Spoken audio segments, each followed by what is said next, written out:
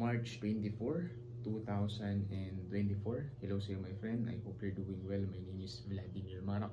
And in today's video, pag-uusapan naman natin kung gusto nga talaga natin magkaroon ng massive impact sa mas maraming mga tao is kailangan mong gumawa ng content.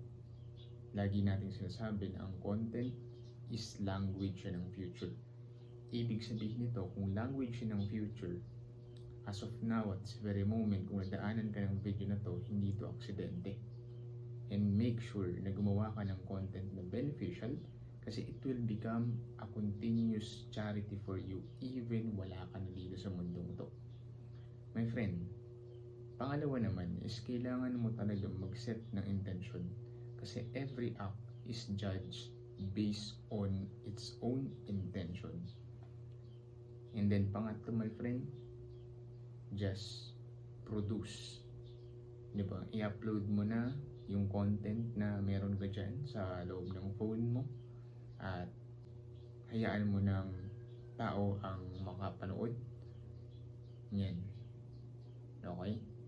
And syempre, kung gagawa ka pa ulit ng mga content, isa pa sa mga tip ko is gumawa ka ng content na evergreen content. Ano nga ba ang ibig sabihin natin ng evergreen content?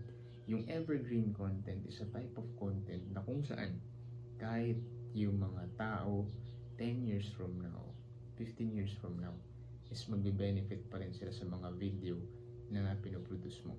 Well, my name is Vlad and have a great and wonderful day sa'yo. And if you like this video at marami ka natutunan, give this a heart, no? Kung sa TikTok mo ito pinapanood, kung sa YouTube, give it a thumbs up. Sa Facebook, give it a thumbs up and comment down below kung ano natutunan mo here. And have a great and wonderful day sa'yo. Peace out.